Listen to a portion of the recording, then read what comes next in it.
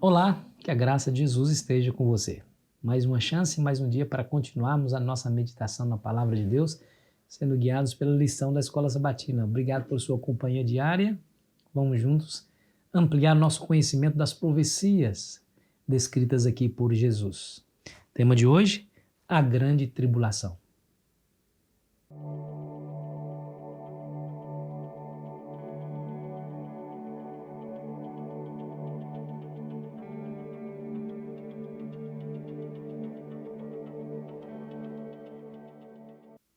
O verso para a nossa meditação se encontra em Marcos capítulo 13, versículo 19, que nos diz assim: porque aqueles dias serão de tamanha tribulação como nunca houve desde o princípio do mundo, que Deus criou, até agora e nunca jamais haverá. Olha que palavras, hein? Não são assustadoras essas palavras? Ele falou essas palavras aqui no contexto da destruição de Jerusalém, mas será que ela só se refere à destruição de Jerusalém? Eu penso que não. Eu vou lhe explicar por que eu penso que não se refere somente à destruição de Jerusalém. Ele diz que essa tribulação que haveria nunca houve desde o princípio do mundo e jamais haveria algo semelhante. Né? Nunca houve, desde o princípio do mundo que Deus criou, até agora e nunca jamais haverá. Ora, nós sabemos que a destruição de Jerusalém aconteceu, foi um ponto na história.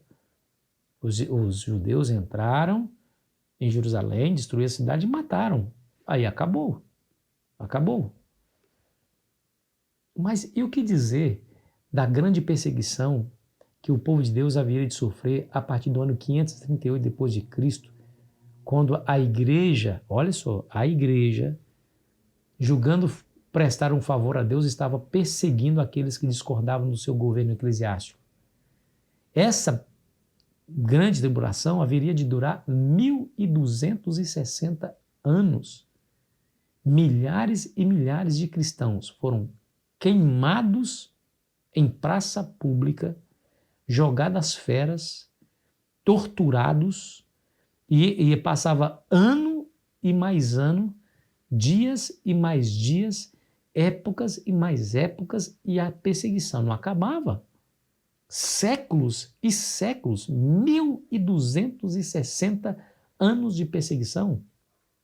A destruição perto disso parece coisa de criança, a destruição de Jerusalém, perto disso parece coisa de criança. Então, quando Jesus disse que aqueles dias seriam abreviados, né? Depois aqueles dias serão de tamanho de tribulação como nunca houve desde o princípio do mundo, que Deus criou até agora e jamais, e nunca mais, e nunca jamais haverá. Então, o que Jesus está se referindo aqui é algo maior do que a destruição, meramente a destruição de Jerusalém.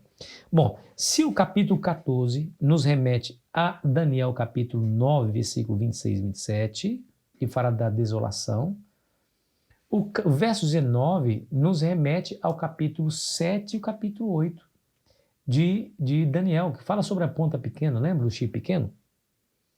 O chifre pequeno faria guerra contra os santos e prevaleceria contra eles. Vocês se lembram? Por um tempo, metade de um tempo, por um tempo, 2 tempos e metade de um tempo. Um tempo, 2 tempos e metade de um tempo. Que seria 3 anos e meio, 360 dias, cada ano, né?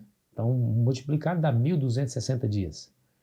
Então, 1260 dias, aplicando-se aqui o princípio de ano, 1260 anos, que começou no ano 538 depois de Cristo, terminou no ano 1798, quando o Berthier, general de Napoleão na Revolução Francesa, invadiu o Vaticano e levou o Papa Pio VI aprisionado, e este morreu no exílio. A partir de então, a igreja não tinha mais o poder político, o poder de Estado e o poder religioso nas mãos. Só teria o poder religioso, não teria mais o poder de Estado, não teria autoridade para perseguir, matar, julgar ninguém. Aconteceu isso em 1798, na Revolução Francesa. Começou a perseguição em 538, com Justiniano, o último imperador romano. o Império Romano Ocidental, lá em Constantinopla, deu a chave do império nas mãos do bispo de Roma, fazendo-o cabeça de toda a igreja. E deu autoridade, dizendo assim, somente Deus salva o Sacro Império Romano. A partir de então, aquele bispo de Roma seria o líder de toda a igreja, né?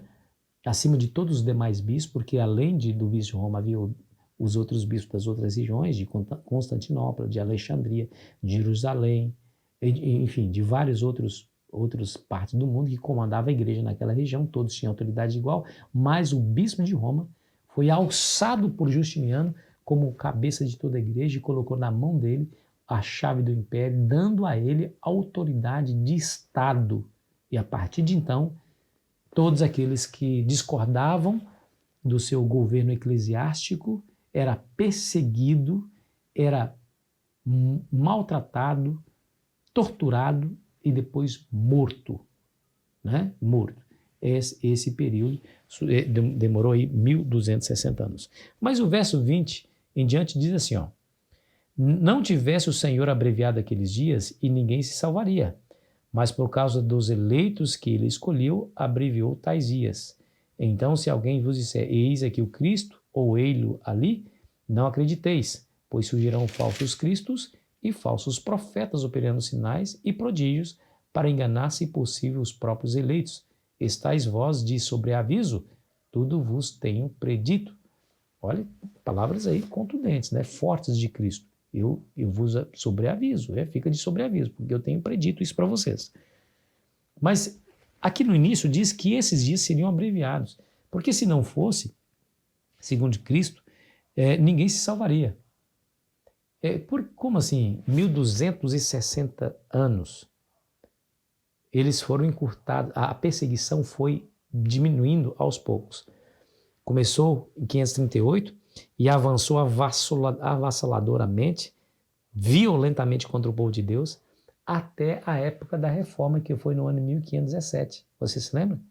Com a Reforma Protestante, ali arrefeceu-se um pouco a perseguição e 1517, 1798. Ou seja, 1517, quase 300 anos depois, aí findou-se completamente o império da igreja romana que perseguia e matava as pessoas. Então veja que realmente foi abreviado no sentido de que encurtou, não demorou, não durou todos os 1260 anos. Houve perseguição, claro, depois de 1517, depois da Reforma Protestante, houve, mas foi mais branda, não foi tão feroz como foi no tempo da Idade Média, né? Da Idade Média. Jesus disse que o tempo seria abreviado, porque senão ninguém se salvaria.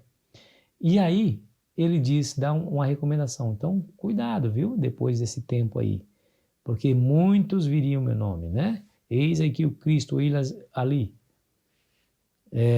Então, se alguém vos disser, eis aqui o Cristo, ou ele ali, não acrediteis. Pois surgirão falsos cristos e falsos profetas, operando sinais e maravilhas e prodígios, para enganar, se possível, fora os eleitos, né?